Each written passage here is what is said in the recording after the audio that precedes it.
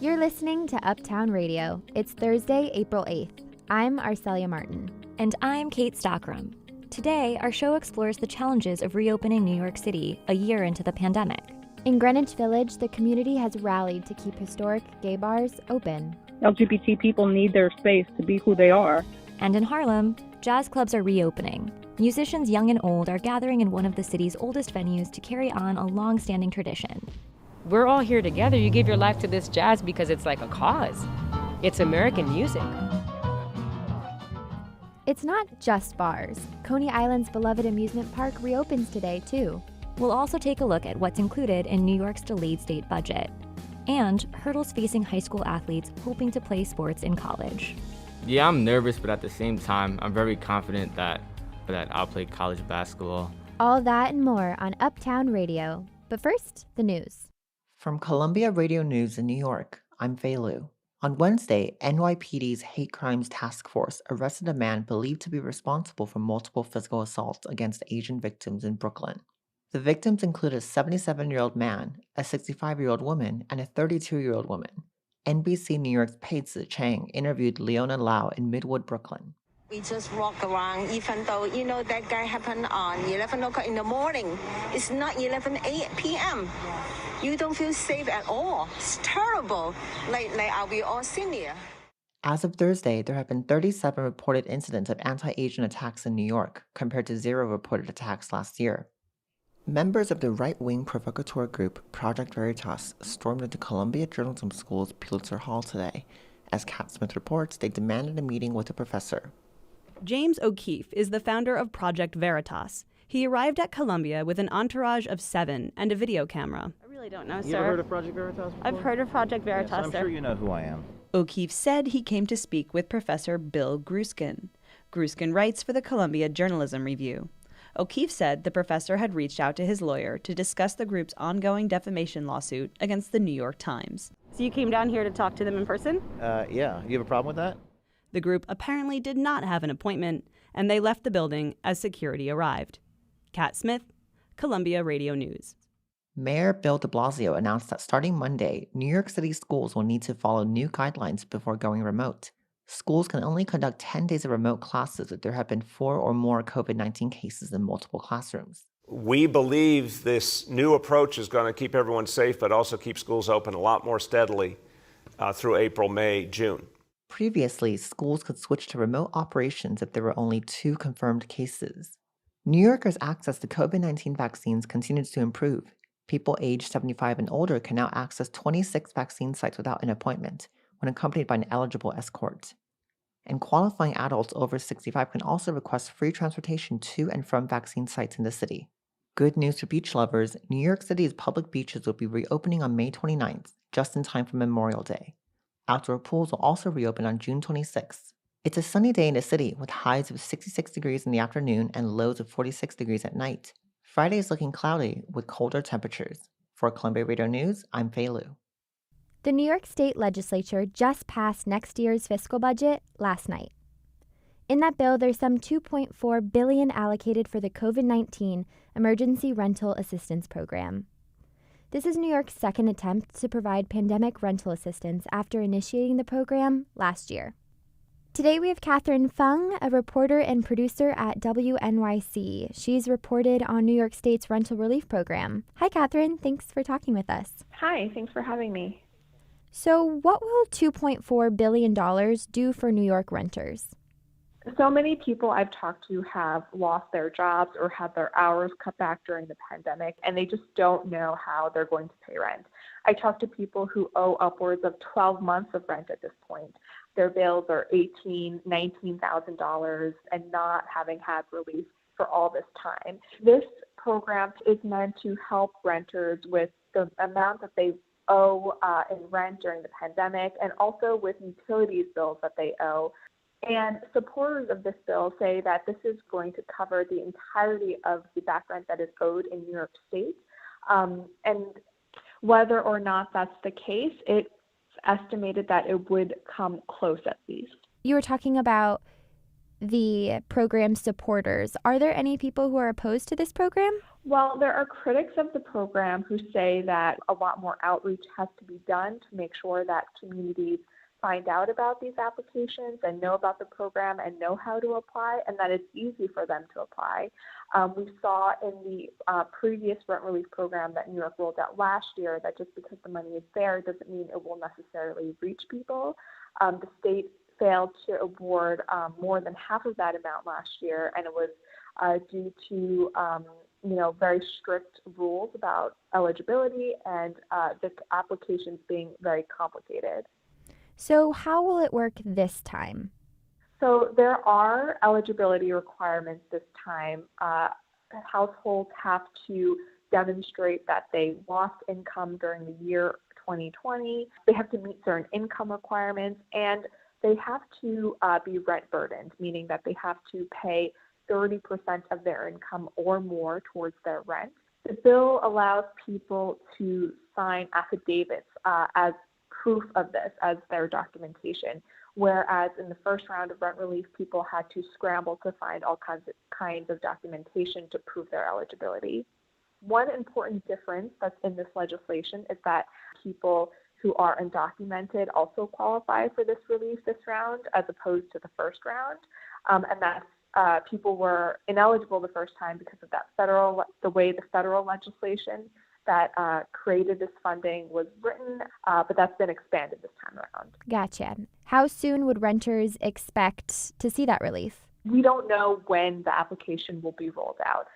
The people who wrote the legislation, who sponsored the legislation, had originally wanted a timeline, like a strict timeline written in the legislation for there to be an application available within 3 weeks. But I don't know if that's in the final legislation. I've been going through it, and I don't see that provision anywhere in the final text.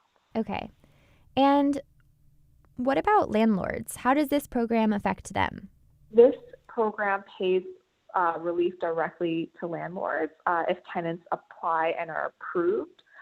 This is relief that landlords have been asking for a long time. And importantly, there's one provision that especially affects landlords, and that is that if landlords accept this money, they can't evict their tenants or raise the rent for a year. This has been Catherine Fung, reporter and producer at WNYC. Thank you so much for talking to us. Thank you.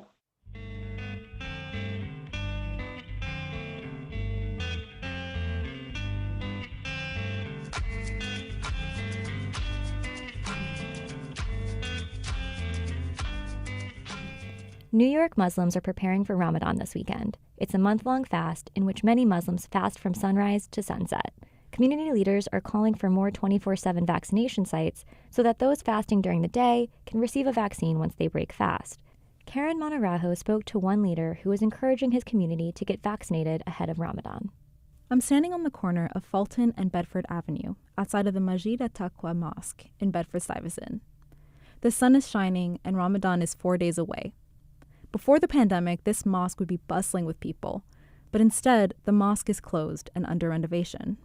Some people are gathered at an overflow site for a socially distanced funeral, but for the most part, things feel unusually quiet.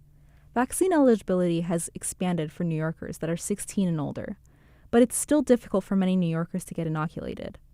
Once Ramadan starts, Muslim New Yorkers may only have a chance to get vaccinated at dusk once they break fast. Sheikh Ibad Wali is executive director of Hillside Islamic Center. And vaccine is the opportunity that God is providing, and it's in line with the message of Ramadan, that take care of yourself.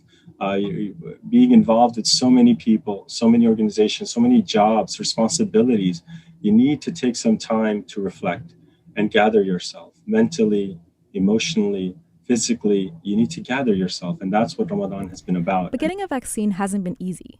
New Yorkers say it's been really confusing. Wali says he's hearing the same in his community. But getting a vaccine hasn't been easy. New Yorkers say it's been really confusing and report confusion on how to book appointments. Wali says he's hearing the same in his community. It's unfortunate that we are not, at a government level, we are not equipped enough to provide a central place, systematically being able to apply and have individuals access the available vaccines. where it's becoming so difficult. It's a jungle. Community leaders like Wali are in a race against time. COVID-19 cases continue to increase throughout the city. In fact, the CDC recently announced that the British COVID variant has become the dominant strain of the virus in the United States. And it's been difficult. I've been telling people to go here and then go there and go to this website, go to this location, call this number. So this lack of centralization, and I think that onus is on our government, it's on our, the leaders that we have put in position to ensure that there should be seamless process and it should not be a jungle for people to try and, navigate through. New York City Council member Mark Levine has also called for the city to expand nighttime hours at vaccination sites to accommodate the Muslim community. Karen Manirajo, Columbia Radio News. And now the next installment in our series, New York Moments. Nicole McNulty introduces us to a pharmacist uptown. Because I don't know of no one that has 9 toes. No, me neither. It's usually like 8 or 10. At Quick RX on Columbus Avenue and 104th Street, Julia Kravtsova is a supervising pharmacist. I was originally born in Ukraine. I came here when I was 2 years old, and I grew up in South Brooklyn. I speak fluent Russian. Thanks to this place, I now speak a tiny bit of Spanish. This is a great community pharmacy. The patients that come here have lived in this neighborhood for decades. I mean, even our delivery driver, he's been living in this neighborhood for 50 years. It's definitely a great feel. This is where all the stuff goes down, but definitely, I mean, we have our main characters who come in here and they're absolutely hilarious. They make our day. You saw Juan, he was one of them. He's by far top 5 for sure. Join us for another New York Moment next week. Podcast available Thursdays at 5 p.m.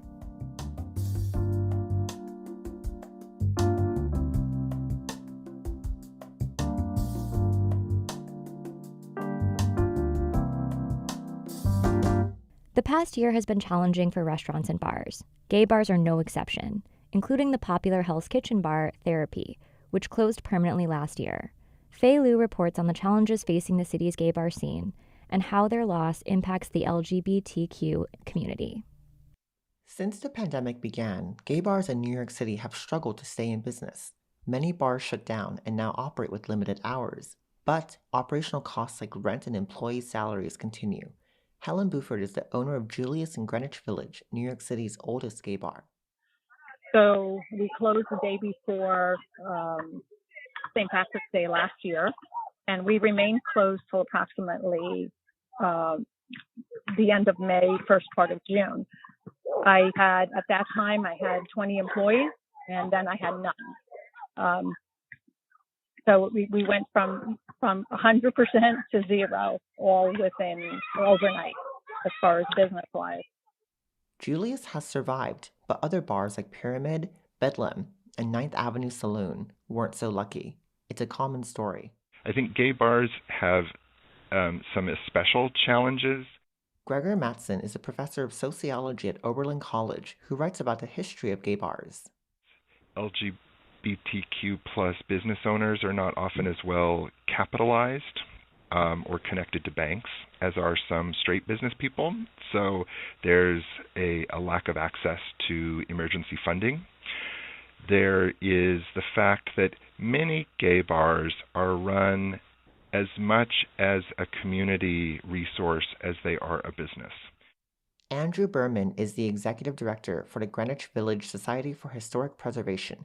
He says that for many LGBTQ individuals, gay bars are more than just watering holes.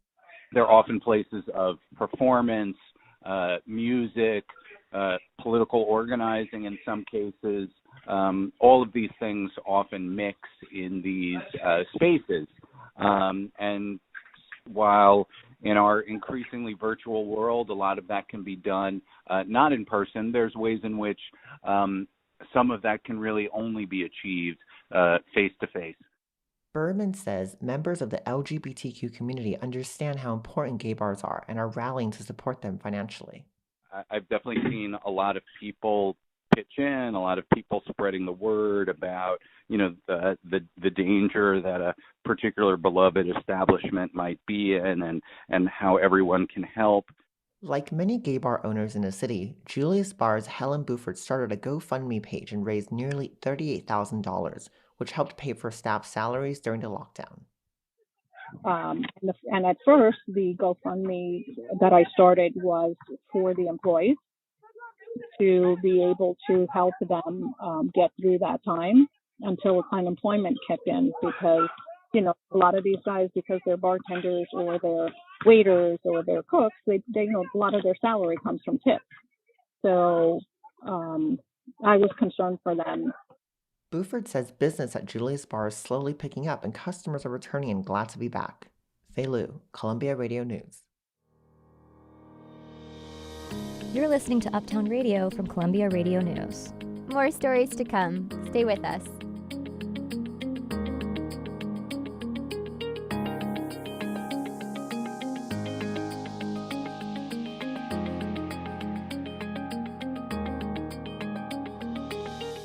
You're listening to Uptown Radio. I'm Arcelia Martin. And I'm Kate Stockram. Next up, we're looking at the pandemic's impact on higher education. COVID has thrown a wrench in the recruitment process for college sports. And experts debate the ethics and legality of mandating COVID vaccines for students returning to campus in the fall. All that and more coming up. Cornell University is the latest to join a growing list of American colleges planning to mandate COVID vaccinations for their students. It's a sticky subject for schools, which have to weigh the benefits of increased vaccination against potential burdens on individuals and their freedoms. Dr. Erin Paquette is a bioethicist and assistant professor of both pediatrics and law at Northwestern University. I asked her, given that vaccine mandates have been around since the early 1900s, why is there still debate around these requirements? So I think with the coronavirus vaccine, a couple of things come up that are challenging with respect to mandating vaccination. The first is, you want to avoid things that are overly burdensome to individuals or put them at an undue risk or undue burden. And I think some have objected to mandatory vaccination currently because the vaccines that are available under emergency use authorization, not yet with formal approval. And the second is, depending on where a mandate is coming into play, is it the least restrictive way to accomplish increased vaccination rates and to meet the goals for whatever environment in which the mandate is being applied. New York State specifically does not allow for non-medical exemptions to school vaccine requirements. Are there specific ethical or legal concerns that arise from that policy? In the setting of various outbreaks, including recently measles outbreaks, the question of whether places should, states or regions or individual schools should allow non-medical exemptions to vaccination comes up, and intermittently as we see flares of vaccine-preventable diseases. And so the American Academy of Pediatrics actually, in addition to many states that have removed non-medical exemptions, has put forth the idea that non-medical exemptions should not be permitted because for vaccine-preventable diseases, students should be receiving those vaccines where obviously the safety data is present. I'm thinking about international students who are in our higher education system who may be coming from countries where vaccine access is limited. Is there an ethical or legal mandate there for the colleges that are requiring this of them that they should be considering as well? Legally, I think that if we look at the law historically in the United States, I think that it is legally permissible to put mandatory requirements in place. That being said, I think that there are equity issues involved for international students, for students who are coming from communities where there is not in the United States, where there is not readily available appointments for vaccination, that those students will be disproportionately burdened by these requirements. And I guess my one last question is really more geared toward your own personal take. What keeps you up at night right now about all of this? If you're asking personally, like what gets at me the most, it is really the risk for perpetuating inequities. I think that in all of the policies that we implement, whether it is locally at an institution or more broadly at a governmental level, I think we have a societal obligation to think about not the limited outcome that we're seeking with a policy, and in this case, increased vaccination. But I think we're obligated to look at things through a lens of equity. Dr. Paquette is the assistant professor of pediatrics for Feinberg School of Medicine at Northwestern. She is also an assistant professor at their School of Law. Dr. Paquette, thank you for being here today. Thank you for having me. On average, only about 6% of high school athletes go on to play sports in college. In a normal year, graduating seniors would be signed to their university teams by now. But COVID has disrupted this cycle. Nicole McNulty explores what that means for kids hoping to play collegiate sports. Tyler Sims has been playing basketball since he was 9 years old. And like a lot of kids, my dream school is definitely Duke University. You know, I've been watching them since I was little. That's my favorite basketball team. That would be tough enough any year. But with the pandemic, it's even harder. Tyler is a 17-year-old senior guard on the Hoboken High School boys varsity basketball team. Normally, coaches would be in the stands watching him play. But this year, they can't watch in person. So his only way to get in front of them is his highlight reel. He had to make it himself. His friend filmed it. Here's a clip of him making a three-pointer in his red number 2 jersey.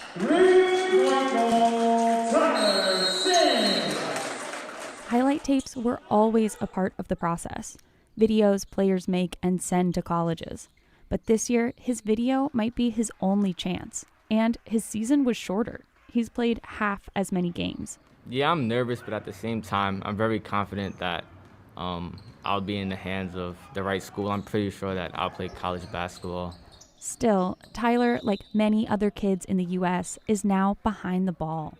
The recruiting process usually looks like this. It's about getting the athlete recognized by a college coach. That's Tim Nevius, a lawyer who works with college athletes on eligibility and other issues. And then that coach making contact with them via email, telephone, and then offering a scholarship or a roster spot or admissions. Nevius says the COVID disruption has created 2 major problems. One of them is what kids like Tyler are dealing with. Because of canceled seasons or postponements or the inability of coaches to travel, the athletes aren't actually being seen playing their sports as they normally would. And the second problem? Overloaded rosters. Because of the pandemic, the NCAA extended college players' eligibility. Coaches can hold on to their seniors for another year. That means fewer spots for high school hopefuls. For the incoming freshmen, then, that means that they're faced with even a larger roster of juniors and seniors than they otherwise would have been. Take Bloomfield College in New Jersey, a Division II school. Gerald Holmes is the basketball coach there. He's bringing back 3 of his seniors this fall. That only leaves room for 3 incoming freshmen. He might be able to take 1 more, but there's another problem. This year, the rules are more flexible for transfer students. They're bigger, faster, stronger. A lot of coaches would prefer to have a transfer versus a freshman. So high school kids are taking the brunt of that. This year, there are many new rules. Each sport and division has their own, and the pandemic changed a lot of them. An already complicated situation is worse. Everyone, from coaches to parents and students, are confused. It's almost like the wild, wild west out there. For high school athletes, it's a struggle to stand out. Holmes says he gets at least 100 emails a day from recruiting services and high school players. He agrees the ripples of COVID are going to be felt in the recruiting process for years. In reality, this is going to be a full cycle of 4 years, because a kid who's a freshman for me this year is still a freshman next year. The rules say that if a college player's season was disrupted by COVID, they can play an extra year.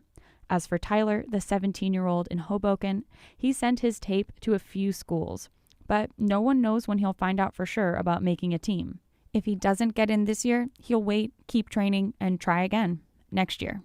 Nicole McNulty, Columbia Radio News. This is Uptown Radio. I'm Kate Stockram. Coney Island's famous amusement parks have been closed for a year and a half, but they'll welcome back visitors for the first time starting tomorrow. our reporter Haley Zhao went down to Luna Park and found that, after being shut down by the pandemic, New Yorkers are already excited for a summer of roller coaster rides and hot dogs. At least most of them. The beach outside of Luna Park is quiet this morning with a few joggers on the Broadwalk and couples strolling closer to the water. But tomorrow it will look a lot different when visitors flood in from all over the city for the park reopening. At least that's according to the city. Jose Herrera lives in the neighborhood and works at the McDonald's nearby. Last summer it got pretty busy because people were just ignoring the rules about COVID, so they were just going to the beach regardless. He says he's not excited about the park reopening. So I can imagine how much more difficult it's going to be this year when the park's open because people weren't really listening to the guidelines, and they just sit down, eat, and they just ignore us, and we couldn't really do anything about it. Aya Ostrovsky is standing on the Broadwalk nearby. She works at the park, at a stand where people can shoot basketball. She got the call last week that she can have her old job back after not working for a year. She and other staff has been working all week for the big reopening. Easter was like crazy. People were all up in these streets, just like really busy. I think everyone's hankering for some kind of thing, anything really. Unlike Herrera, Ostrovsky is happy that the park is reopening. I didn't work all last year, so it was pretty stressful, you know. Mm-hmm. It's good work, and you get to interact with a lot of people and get to be loud and obnoxious, which I really like. Any day that I can work, I do work. David Kim says he'll be here in the crowd tomorrow. I'm gonna visit this park tomorrow, definitely. Kim has been living in the neighborhood for 9 years. He's already made plans on how to spend his Friday, trying out all the rides in Luna Park. I wanna try all of them, you know, and spend 3-4 hours maybe tomorrow, with my friends. But Kim says he'll take a pass on the hot dogs tomorrow. He's trying to shake the pandemic weight he's gained in the past year. Haley Zhao, Columbia Radio News.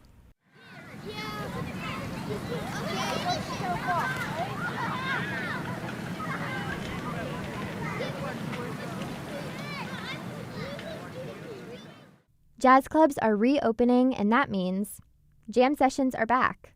A session is more than just a performance. It's a building block of jazz culture. Part talent show, part networking event.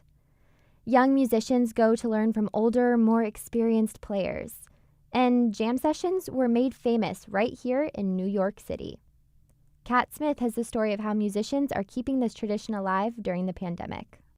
Red lighting glows inside Minton's Playhouse on West 118th Street in Harlem. Tables covered in white linen are spaced wide for COVID safety. The club was closed for almost a year, but this spring it finally brought back its legendary jam session. That's a live, improvised show where anyone can take the stage. It's 9 o'clock at night. Josh Morris is playing trumpet with the band. He's 15 and he's here with his mom, but he looks older in his black fedora hat. He traveled here from Washington, D.C. to jam with musicians he's never met before. They're all much older than him. They were just knowledge coming out of their horns and coming out of their mouths when I talk to them. They have so much to say and they just want to teach you. Until recently, musicians weren't allowed to jam in tiny, windowless jazz clubs. Instead, they've mostly been playing online. Because of the pandemic, up-and-coming artists like Josh missed out on practicing in front of an audience, and they weren't mingling with older musicians who could hire them for gigs or give them tips on their playing. But that's not the only reason Josh is here tonight. Minton's has a famous past. I could feel the history. Just jamming with other people is amazing, but jamming in a place like this. Minton's helped change jazz forever. Its jam sessions were a product of the World War II era, when jazz was simple and danceable, like a pop song. Back then, most musicians played their gigs in huge bands, in ballrooms and dance halls. It was their job to entertain, with catchy tunes everyone knew. And that could get boring, so they came to small clubs like Minton's for a break.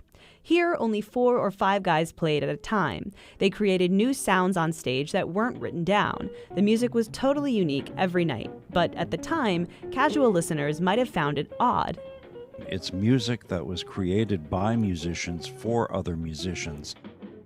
Scott DeVoe is a professor of jazz history at the University of Virginia. He says the sessions at Minton's pushed the boundaries of jazz, and that's partly because the club's house band in the 40s was epic. Thelonious Monk, Kenny Clark. Sometimes Dizzy Gillespie would stop by. And things could get snobby. These players didn't want to waste their time on musicians who couldn't keep up.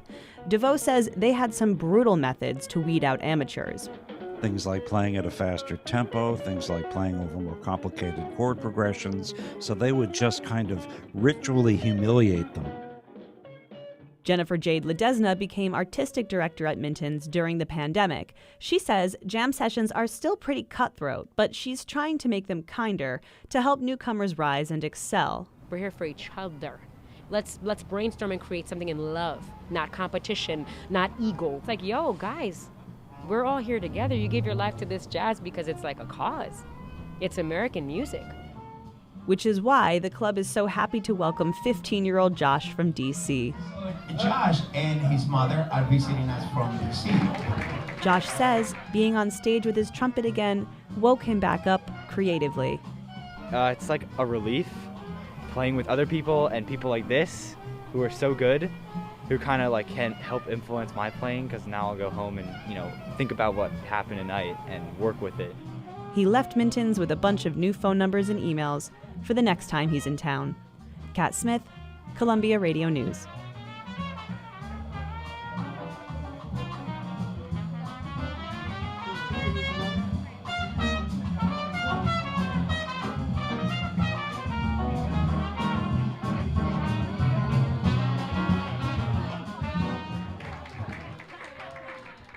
And now, a story from our commentary series. Karen Monarajo reflects on a fraught question and the complicated nature of home.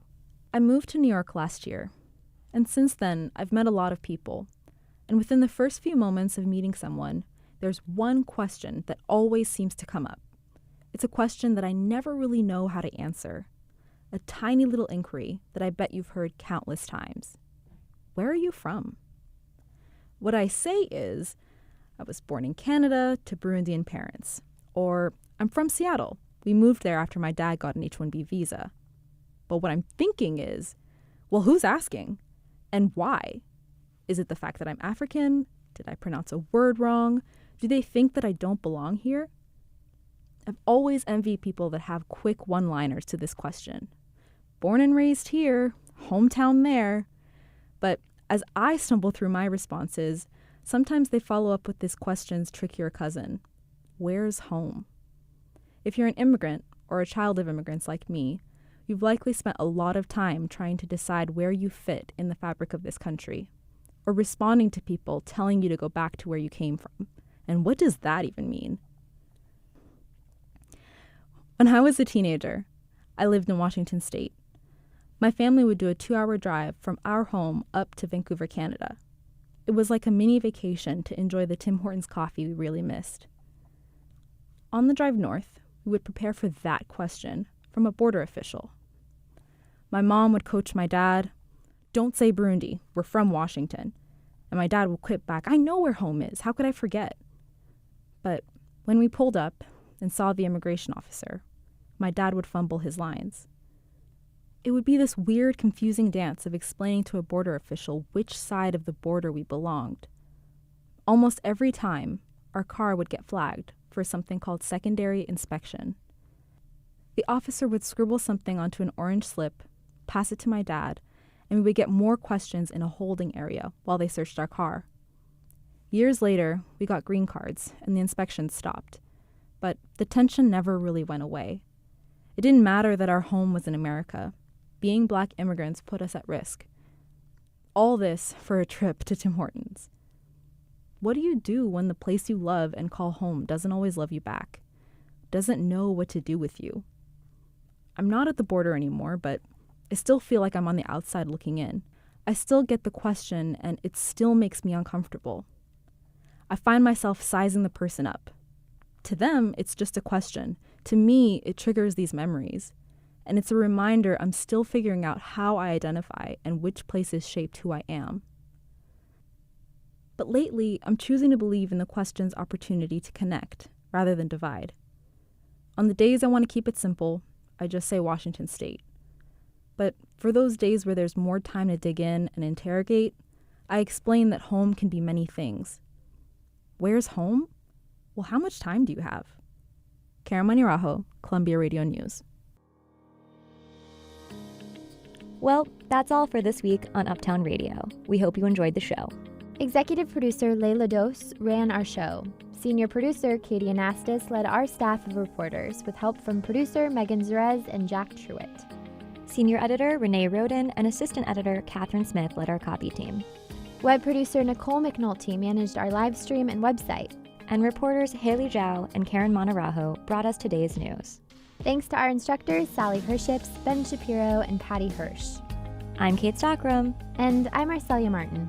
Uptown Radio is available on iTunes, SoundCloud, and uptownradio.org on Thursday evenings. From all of us here at Uptown Radio, thanks for listening.